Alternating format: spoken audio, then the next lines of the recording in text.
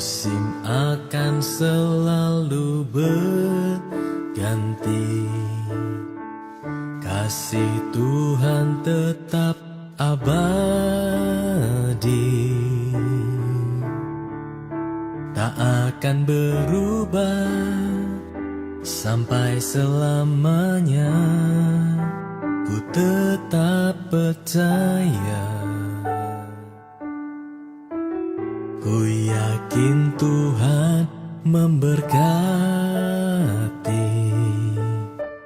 ku yakin Tuhan melindungi.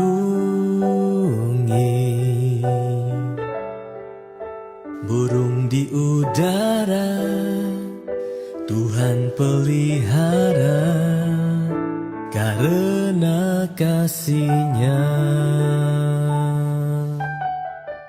Tuhan selalu menolongku,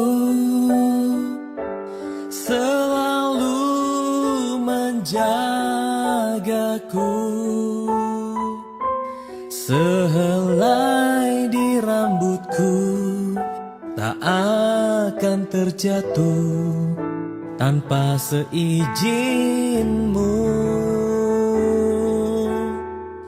Tuhan selalu menolongku,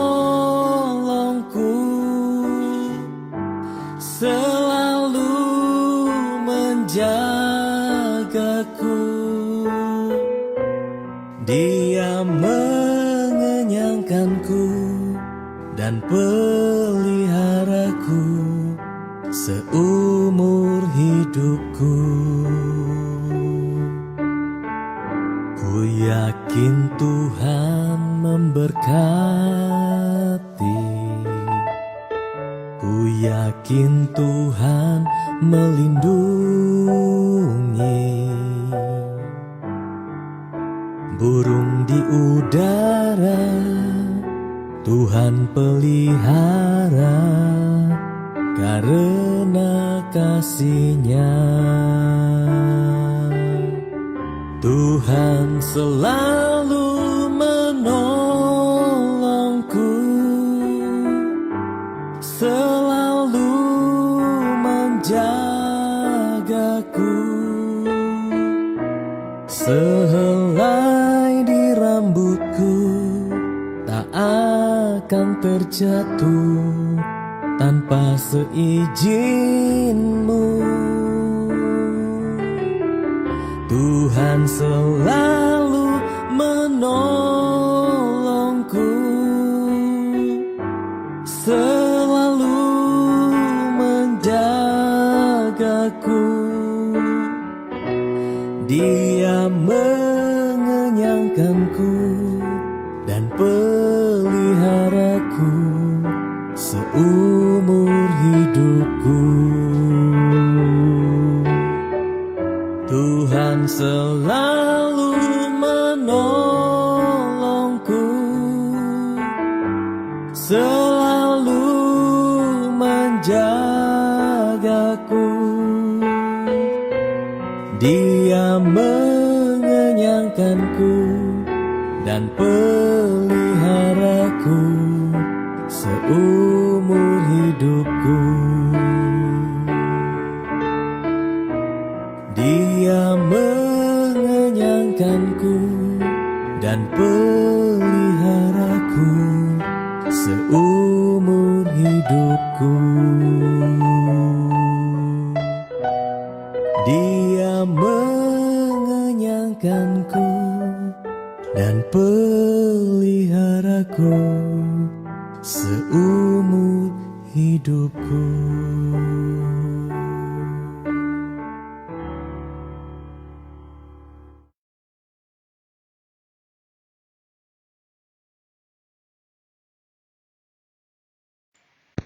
Haleluya, haleluya. Selamat malam, Bapak Ibu yang terkasih dalam Tuhan. Apa kabarnya malam hari ini? Ya, salam berjumpa kembali bersama saya di dalam acara Ngopi Asik di malam hari. Apa itu ngopi asik? Ngobrolin pribadi Kristus, ya. Pribadi Kristus, karena Kita percaya bahwa pribadi Kristus itulah yang menjadi kekuatan kita. Itulah rahasia yang tersembunyi berabad-abad yang dikatakan oleh Rasul Paulus dan disingkapkan buat kita. Ya, puji Tuhan, saya menyapa yang baru bergabung, saudara yang baru bergabung. Puji Tuhan, selamat bergabung malam hari ini.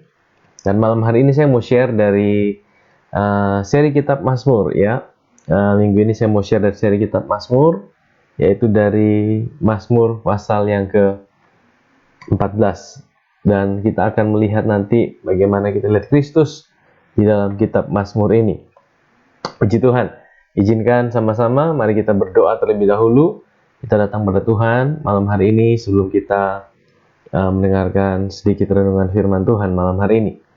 Baik, mari kita berdoa. Aba Bapa yang kami kenal dan kami sembah dalam nama Tuhan kami Yesus Kristus, Tuhan yang baik, Tuhan pencipta, Tuhan yang punya hidup kami, Tuhan yang selalu ada buat kami. Terima kasih Tuhan, kami mengucap syukur buat malam hari ini. Sebelum kami beristirahat Tuhan, kami mau dengar, kami mau renungkan, kami mau bicarakan pribadi-Mu Tuhan di dalam kitab Mazmur Tuhan. Dan kami percaya waktu kami dengar tentang Kau, ada sebuah kekuatan yang baru, ada pertolongan, ada kehidupan yang mengalir. Dan kami percaya pribadi-Mu itulah kekuatan kami. Bahkan waktu kami dengarkan tentang Kau Tuhan, iman kami dibangkitkan Tuhan, dan iman kami dibangkitkan itu menjadi kekuatan buat kami, kesembuhan buat sakit di tubuh kami, menjadi jalan keluar buat setiap kami sedang mengalami jalan buntu, damai sejahtera buat setiap kami sedang mengalami duka cita Tuhan. Terima kasih Tuhan, urapi setiap kami ada di rumah juga Tuhan, Engkau urapi setiap kami malam hari ini dengan pengurapan daripada Tuhan. Terima kasih Tuhan, kami mengucap syukur, di dalam nama Yesus kami sudah berdoa. Amin. Amin. Puji Tuhan. Ya, baik, sekali lagi shalom, salam sejahtera buat kita semua malam hari ini. Puji Tuhan, ya. Malam hari ini saya mau share dari Mazmur pasal yang ke-14. Saya akan tampilkan ayatnya, ya. Saudara bisa lihat di layar yang ada. Mazmur 14 ini Mazmur dari Raja Daud, saudara. Saudara, Raja Daud ini adalah seorang yang apapun yang dia hadapi, ya, dalam suka, dalam duka, dalam keadaan apapun, selalu keluar pujian, saudara, selalu keluar nyanyian, dan ini selalu berhubungan dengan Tuhan. Dan luar biasa, ini orang yang dekat dengan Tuhan, saudara, apapun yang dia hadapi.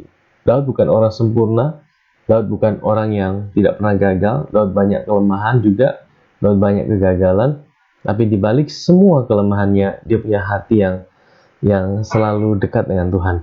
Dan ini menjadi sebuah pelajaran buat kita. Apapun yang sedang kita hadapi dalam hidup ini, selalu datang pada Tuhan. Ya, saya akan bacakan Mazmur pasal 14 ayat yang pertama sampai ayat yang ke-5. Ya, Mazmur pasal yang ke-14. Judulnya adalah orang bebal berkata dalam hatinya, untuk memimpin biduan dari Daud. Orang bebal berkata dalam hatinya, tidak ada Allah. Busuk dan jijik perbuatan mereka, tidak ada yang berbuat baik. Tuhan memandang ke bawah dari sorga kepada anak-anak manusia untuk melihat apakah ada yang berakal budi dan mencari Allah. Mereka semua telah menyeleweng, semuanya telah bejat, tidak ada yang berbuat baik, seorang pun tidak. Tidak sadarkah semua orang yang melakukan kejahatan, yang memakan habis umatku, seperti memakan roti dan yang tidak berseru kepada Tuhan? Di sanalah mereka ditimpa kekejutan yang besar, sebab Allah menyertai angkatan yang benar. Kamu dapat mengolok-olok maksud orang yang tertindas, tapi Tuhan adalah tempat perlindungannya. Ya, datanglah kiranya dari Sion keselamatan bagi Israel. Apabila Tuhan memulihkan keadaan umatnya, maka Yakub akan bersorak-sorak, Israel akan bersukacita. Nah, puji Tuhan Bapak Ibu Saudara yang terkasih dalam Tuhan. Ini adalah Mazmur daripada Raja Daud, saudara. Ya, dan dia katakan bahwa Orang bebal berkata dalam hatinya. Orang bebal itu apa, saudara? Siapa orang bebal itu? Ya, orang bodoh. Dalam bahasa Inggrisnya dikatakan foolish, ya, foolish. Orang yang bodoh berkata dalam hatinya, tidak ada Allah. Ya, ini kategori pertama yang disebutkan oleh Raja Daud.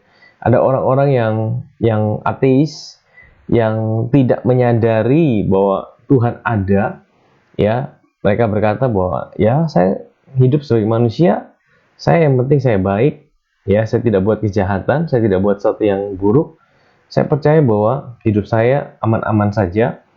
Kadang-kadang ada orang-orang seperti itu, saudara, ya. Sekalipun di negara kita harus KTP, kita harus ada agamanya. Tapi ada orang-orang yang berkata, saya tidak merasa Tuhan itu ada. Saya merasa bahwa hidup saya aman-aman saja. Saya merasa hidup saya tidak butuh Tuhan. Ya, ini adalah orang-orang yang hidup dalam kegelapan, saudara. Ya, yang hidup dalam kegelapan, saudara. Nah, dan Firman Tuhan katakan orang-orang yang hidup dalam kegelapan, dia tidak punya kesadaran akan Tuhan sebenarnya. Ya, orang-orang yang hidup dalam kegelapan sejak manusia jatuh dalam dosa, ya, mereka hidup dalam kegelapan, saudara. Mereka hidup dalam kegelapan dan mereka tidak punya kesadaran akan Tuhan, saudara. Ya, dan kalau Tuhan tidak datang buat manusia, mereka tidak akan pernah bisa mendapatkan keselamatan, saudara. Dan ya, saya percaya bahwa hari-hari ini akan ada banyak ujian-ujian yang akhirnya menyadarkan siapapun manusianya, siapapun orangnya, saudara, mereka akan mulai berkata bahwa memang Tuhan itu ada, ya, melalui semua kejadian-kejadian yang ada, melalui apa yang sedang terjadi di seluruh dunia ini, saudara. Saya percaya hari-hari ini Tuhan sedang mau katakan, Tuhan sedang mau ingatkan, ya, pada siapapun juga bahwa Tuhan itu hidup dan Tuhan itu ada. Nah, yang kedua dikatakan bahwa orang bebal itu berkata dalam hatinya, tidak ada Allah. Busuk dan jijik perbuatan mereka. Sebaik-baiknya mereka melakukan perbuatan, saudara. Ya, sebaik-baiknya apa yang mereka bilang, saya yang penting saya buat baik. Saya yang penting saya lakukan saja yang menurut saya baik. Saudara, kalau kita, ya, saya mau bilang gini, setiap orang itu lahir dari Adam. Semua orang itu sudah lahir langsung ada dalam kegelapan. Lahir langsung disebut sebagai orang berdosa. Mereka tidak perlu berbuat dosa untuk jadi orang berdosa. Tapi setiap orang yang lahir dari Adam, suka tidak suka, mau tidak mau, langsung jadi orang berdosa. Langsung ada dalam kegelapan. Jadi sebaik apapun perbuatan mereka, sebaik apapun yang mereka lakukan, itu tidak ada, ya, dikatakan busuk dan jijik perbuatan mereka, tidak ada yang berbuat baik, karena memang akarnya, sumbernya adalah kegelapan, saudara. Dan sumbernya kalau kegelapan, sebaik-baik apapun yang dikerjakan, tetap yang keluar adalah kegelapan. Nah, ayat yang kedua dikatakan apa, saudara? Tuhan memandang ke bawah dari sorga kepada anak-anak manusia untuk melihat apakah ada yang berakal budi dan yang mencari Allah. Nah, saudara, ini ayat yang kedua menarik, saudara. Dikatakan Tuhan memandang ke bawah. Saya mau bilang gini, saudara. Tuhan kita adalah Tuhan yang selalu memandang pada kita. Tuhan kita adalah Tuhan yang selalu memandang dan mencari manusia. Dia Tuhan yang tidak cuek dan tunggu manusia datang sama dia. Agama selalu ajarkan bagaimana manusia itu datang sama Tuhan. Tetapi Tuhan Tuhan itu bukan Tuhan yang tunggu manusia datang sama dia, karena tidak mungkin manusia bisa datang sama dia. Nah, ayat yang kedua ini bukan buat orang ateis, tapi orang-orang yang sadar, orang-orang beragama, ya, orang-orang yang tahu bahwa ada Tuhan, tapi mereka yang mau datang pada Tuhan dengan kekuatannya sendiri. Dikatakan Tuhan memandang ke bawah dari sorga kepada anak-anak manusia untuk melihat apakah ada yang berakal budi dan yang mencari Allah. Ya, mungkin ada yang mencari, tapi Firman Tuhan katakan mereka semua telah menyeleweng, semuanya telah bejat, tidak ada yang berbuat baik, seorang pun tidak. Dan ini dikutip oleh Rasul Paulus dalam kitab Roma. Kalau saudara baca kitab Roma pasal yang ketiga, ya, ayat 9 dan 10, dikatakan bahwa semua manusia itu telah berbuat dosa dan hilang kemuliaan Allah. Tidak ada satu manusia pun yang benar di hadapan Tuhan. Sekalipun mereka orang beragama, sekalipun mereka orang yang hidup dalam aturan-aturan agama, tapi tidak ada seorang pun ya yang benar di hadapan Tuhan. Semuanya telah menyeleweng, semuanya telah bejat. Sekalipun mereka mungkin punya kecenderungan untuk mencari Tuhan, mereka punya kecenderungan untuk datang pada Tuhan. Ya, itu agama, saudara. Agama percaya ada Tuhan. Agama selalu mengajarkan untuk datang pada Tuhan. Tapi tidak ada seorang pun, saudara, yang bisa berbuat baik. Seorang pun tidak. Ya, dikatakan semua telah menyeleweng, semuanya telah bejat. Nah, makanya kekristenan itu bukan soal seberapa baik kita bisa datang sama Tuhan, seberapa baik kita bisa memenuhi standarnya Tuhan. Kekristenan itu bicara tentang bagaimana Allah yang menjadi manusia dan datang kepada kita. Kalau kita menyadari hal itu, saudara, kita bisa datang pada Tuhan karena Dia telah datang sama kita, saudara. Ya, puji Tuhan. Ayat yang keempat dikatakan, tidak sadarkah semua orang yang melakukan kejahatan, yang memakan habis umatku seperti memakan roti, dan yang tidak berseru pada Tuhan. Daud menggambarkan orang-orang yang tidak kenal Tuhan, ya, orang-orang yang ya ateis dan juga mengandalkan kekuatannya sendiri. Mereka pikir bahwa mereka itu kuat, saudara. Dikatakan, wah, mereka memakan habis umatku. Mungkin saudara lihat orang-orang yang tidak kenal Tuhan, saudara lihat mereka kok sepertinya hidupnya aman-aman, hidupnya kok baik-baik saja, tidak seperti saya kok. Saya sepertinya hidup saya kok penuh dengan tantangan. Saudara, kadang-kadang kita seperti lihat orang hanya dari luarnya saja, saudara. Tapi firman Tuhan katakan apa? Ya, tidak sadarkah semua orang yang melakukan kejahatan, yang makan habis umatku seperti makan roti, dan yang tidak berseru pada Tuhan? Tanda tanya. Dijawab lagi di ayat yang kelima, di sanalah mereka ditimpa kejutan yang besar, ya, sebab Allah menyertai angkatan yang benar. Sudah dikatakan, di sanalah mereka ditimpa kekejutan yang besar. Kekejutan itu bicara sebuah yang datang tiba-tiba, sebuah hal yang memberikan sebuah ketakutan, ya. Dalam bahasa Inggris dikatakan ada sebuah ketakutan yang menimpa mereka, kekejutan yang besar, ya. Saudara, kadang-kadang kita bisa iri, orang ini tidak kenal Tuhan, orang ini kok hidupnya sembarangan, tidak pernah datang sama Tuhan, hidupnya seperti aman-aman saja. Firman Tuhan katakan apa? Di sanalah mereka ditimpa kekejutan yang besar. Sebab apa? Sebab Allah menyertai angkatan yang benar. Dengan kata lain, bahwa Tuhan itu menyertai orangnya yang benar. Siapa orang yang benar? Orang yang benar adalah orang-orang yang menerima kebenaran yang dianugerahkan oleh Kristus dan karyanya. Saudara, kita percaya, saudara. Saya percaya secara pribadi juga, ya, bahwa Tuhan itu menyertai hidup saya. Tuhan juga menyertai hidup saudara yang percaya kepada Dia, yang percaya kepada karya Kristus. Tuhan itu selalu ada buat saudara. Apapun yang sedang saudara alami, apapun yang sedang saudara jalani, mungkin kita merasa, Tuhan, kenapa masalahku banyak, kenapa tantanganku sepertinya tidak selesai-selesai. Tapi percayalah bahwa kalau saudara tahu bahwa siapa saudara dalam Kristus, Tuhan itu ada bersama saudara. Dia tidak pernah tinggalkan saudara. Saudara orang benarnya Dia. Ya, dikatakan ayat yang ke-6, kamu dapat mengolok-olok maksud orang yang tertindas. Mungkin sepertinya kita merasa orang-orang yang tidak kenal Tuhan kok seperti mereka menindas, seperti mereka di atas angin. Tapi ada kata tetapi di situ, saudara. Dikatakan tetapi Tuhan adalah tempat perlindungannya. Saudara, siapa yang menjadi tempat perlindungan bagi kita hari-hari ini? Saudara, kalau kita lihat keadaan hari-hari ini, ya, kita lihat berita, kita lihat situasi yang ada, virus yang belum selesai, kemudian kita lihat prediksi tentang ekonomi, beberapa tahun ke depan akan mengalami kesulitan ekonomi. Kadang-kadang kita menjadi down, kadang-kadang kita menjadi lemah. Tapi firman Tuhan katakan apa? Tuhan adalah tempat perlindungan kita. Kalau kita menjadikan Yahweh, covenant keeping God, Allah yang menjadi manusia, itu adalah tempat perlindungan kita. Saya percaya, saudara. Firman Tuhan katakan ayat yang ke-7, datanglah kiranya dari Sion keselamatan bagi Israel. Datanglah kiranya dari Sion keselamatan bagi Israel. Ini bicara tentang apa? Ini bicara tentang karya Kristus, saudara. Ya, saya percaya keselamatan, ya, bukan hanya sekedar mati masuk surga, tapi pertolongan Tuhan itu akan selalu ada buat kita tepat pada waktunya. Dikatakan apabila Tuhan memulihkan keadaan umatnya, maka Yakub akan bersorak-sorai dan Israel akan bersuka cita. Siapakah Yakub? Siapakah Israel?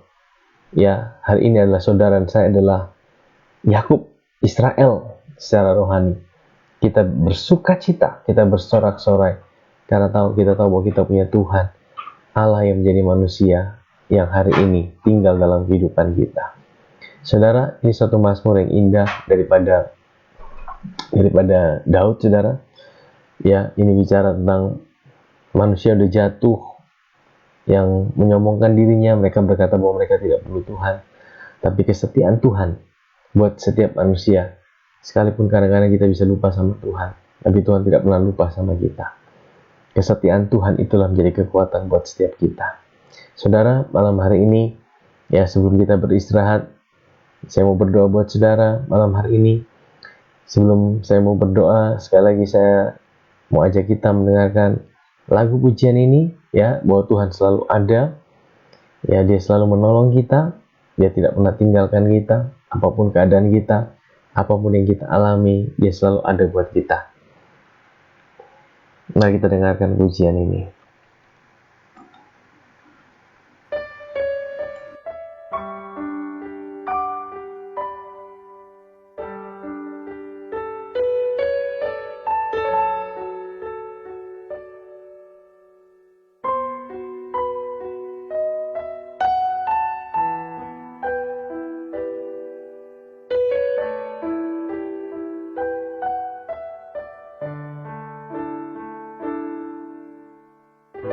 Musim akan selalu berganti,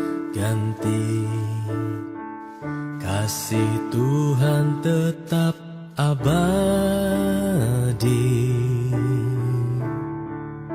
tak akan berubah sampai selamanya.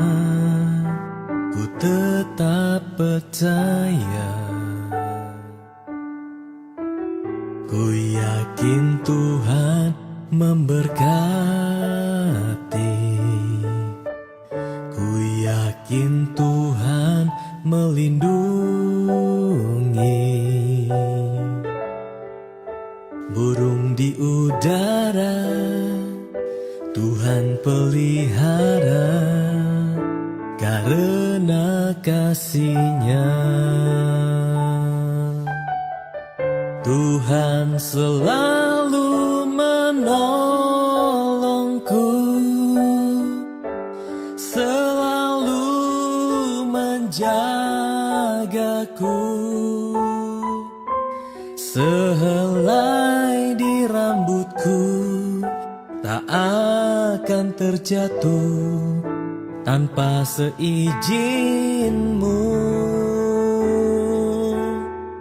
Tuhan selalu menolongku, selalu menjagaku. Dia mengenyangkanku dan peliharaku seumur hidupku. Ku yakin Tuhan memberkati, ku yakin Tuhan melindungi. Burung di udara Tuhan pelihara, karena kasih-Nya. Tuhan selalu menolongku, selalu menjagaku.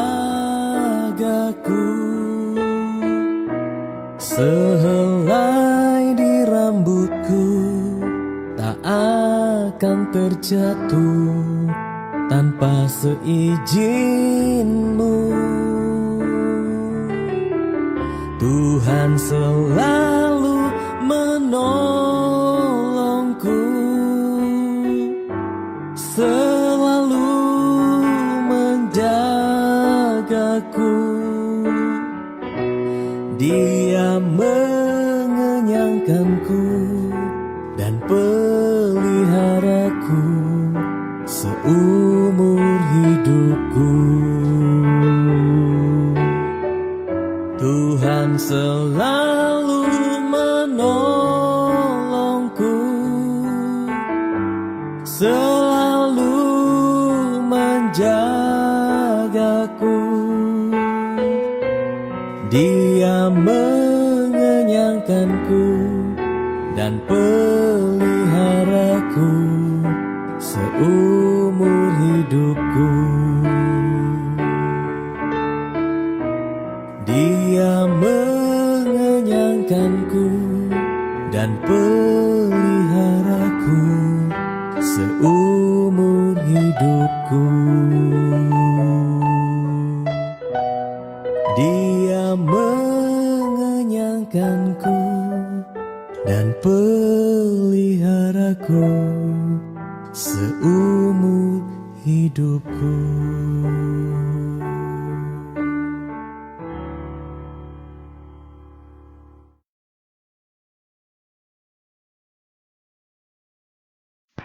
Ya, Bapak Ibu yang terkasih dalam Tuhan, malam hari ini saya mau berdoa buat saudara. Ya, tadi di Mazmur pasal yang ke-14 dikatakan, kamu dapat mengolok-ngolok maksud orang yang tertindas.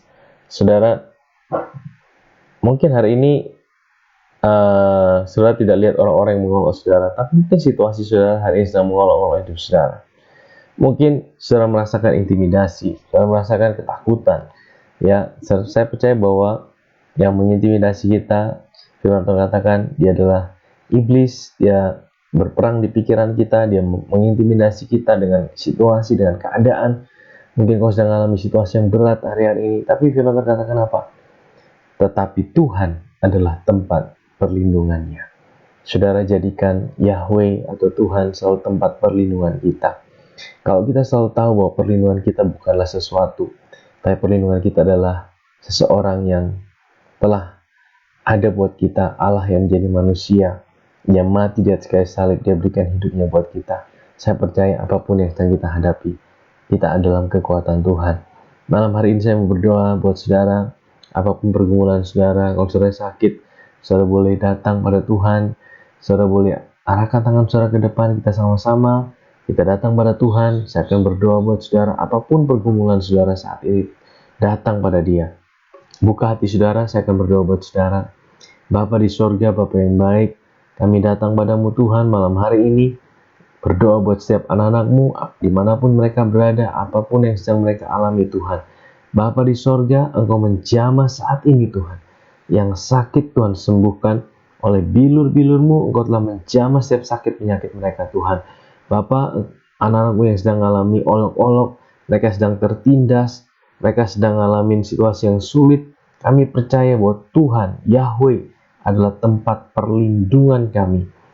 Bapa, kami percaya dalam situasi yang sedang terjadi, apapun yang sedang terjadi di sekeliling kami percaya Tuhan adalah tempat perlindungan kami. Bapa, Engkau menjamah setiap anak-Mu saat ini, dimanapun mereka berada Tuhan, di dalam nama Yesus, dalam nama Yesus, dalam nama Yesus. Di dalam malam hari ini, setiap anak-anak boleh beristirahat dengan damai sejahtera, dengan sukacita, dengan ketenangan, tanpa ada ketakutan, tanpa ada intimidasi. Tuhan buka jalan setiap apa yang sedang mereka alami Tuhan. Terima kasih Tuhan, terima kasih buat karya-Mu, terima kasih buat cinta-Mu. Kami terima dengan iman di dalam nama Yesus. Kami berdoa. Amin, amin. Baik, terima kasih Bapak Ibu yang terkasih dalam Tuhan. Ya, sampai jumpa kembali dalam acara ngopi yang berikutnya. Besok kita ada di DOCC live streaming melalui KTM. Saudara boleh join juga besok jam 7 waktu Indonesia Tengah ya. Dan kita berjumpa kembali besok. Tuhan Yesus memberkati kita. Shalom. Selamat malam.